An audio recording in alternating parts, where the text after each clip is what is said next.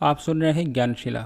आज कलयुग में नाम जप की महिमा का प्रसंग है और ये प्रवचन स्वामी श्री राम सुखदास जी का है, जो नाम महिमा और उन्होंने दिया था।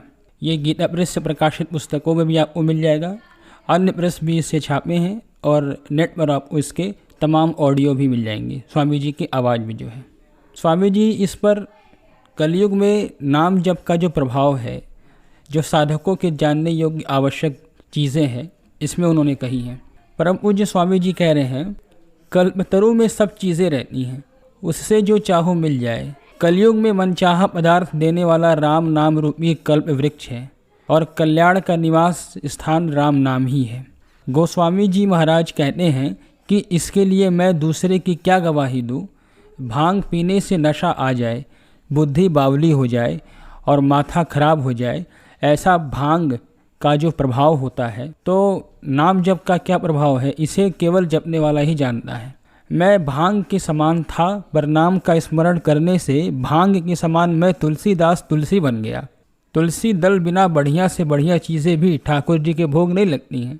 तुलसी दल जब भोग लगाते समय आप लोगों ने देखा होगा कि उसमें तुलसी दल को डालते ही डालते हैं, चाहे वो कितनी भी अच्छी चीज़ हो, कितनी भी कीमती चीज़ हो, लेकिन बिना तुलसी दल को डाले वो भगवान के सामने उसको प्रस्तुत हम नहीं कर सकते हैं।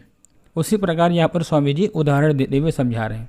आगे मानस का बालकांड का दोहा कह रहे हैं, चहु जुग तीन काल तिहु लोका, भय नाम जपी जीव बिसोका। केवल कलयुग की बात नहीं है, सतयुग, त्रेता, द्वापर और कलयुग, इन चारों युगों में और भूत भविष्य और वर्तमान तीनों कालों में तथा स्वर्ग, मृत्यु और पाताल तीनों ही लोकों में सब के सब जीव भगवान का नाम लेकर सदा के लिए चिंता रहित हो गए।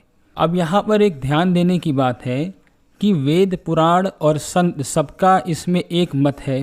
क्या ये सही बात है भला? सकल सुकृत फल राम स्नेहु। राम जी और राम जी के नाम में स्नेह हो जाए तो संपूर्ण पुण्यों का फल मिल जाए। मानो वो भाग्यशाली हैं जो भगवान का नाम लेते हैं। नाम जप में स्वतः रुचि हो गई तो समझना चाहिए कि संपूर्ण पुण्यों ने आकर एक साथ फल दे दिया। इसका रहस्य नाम लेने वाले ही समझते हैं, साधारण आदमी नहीं समझ सकता। कलयुग में विशेष क्या बात है, मानस के बालकांड के दोहे में बता रहे हैं, ध्यान प्रथम जुग मुख विधि दूजें, द्वापर परितोषत प्रभु पूजें। कलि केवल मल मूल मलीना, पाप पयोनिधि जन मन मीना। पाप पयोनिधि जल मन मीना, ये जो बालकांड का दोहा है, ये एक पिछले वीडियो में मेरे था, उस पर इसकी अच्छी व्याख्या थी, वो भी नाम जप से संबंधित। सतयुग में भगवान का ध्यान लगाकर, स्वामी जी कह रहे हैं, सतयुग में भगवान का ध्यान लगाकर तल्लीन होने से परमात्मा की प्राप्ति होती थी, जो त्रेता युग में यज्ञ करने से और द्वापर युग में भगवान का पूजन करने से प्राप्ति उसकी होती थी। लेकिन कलि केवल मल मूल मलीना, जो यहाँ पर मानस रामचरित मानस का जो बालकांड का दोहा है, कलि केवल मल मूल मलीना। अब ध्यान देने योग्य बात यहाँ पर यह है कि कलयुग में क्या है, क्या बतावें। कलयुग में पाप ही मूल हो गया है। मनुष्य का मन पाप रूपी समुद्र की मछली बन गया है। मछली को जैसे जल से दूर करने से मुश्किल हो जाती है, वह तड़पने लगती है, ऐसे आज अगर कह दिया जाए कि झूठ, कपट और तमाम तरह की व्याभिचार को छोड़ दो, तो उनका मन व्याकुल हो जाएगा। और कुछ को तो ऐसा लगने लगेगा कि अरे झूठ पर तो ही मेरा धंधा चल रहा था, अब तो मेरी जीविका पर ही संकट आ जाएगी। यानी इतने गहरे इन चीज़ों में डूब चुके हैं कि उसे छोड़ने से जीविका यानी जीविकोपार्जन करने में समस्या आने लगी है। ये एक बड़ी ही गंभीर बात है कि झूठ कपट को छोड़े बिना तो हमारी जीवन पर ही संकट आ जाएगा, यानी इस सत्य का आचरण करने से जीवन में संकट आ जाएगा।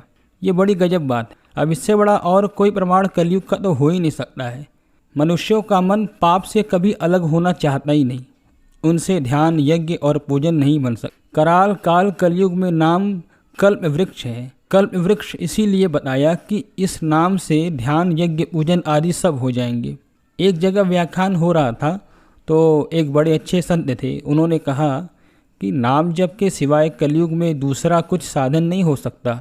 इसमें ध्यान देने योग्य बात है कि ध्यान योग, कर्म योग, अष्टांग योग, भक्ति योग, ज्ञान योग, कोई भी योग नहीं हो सकता।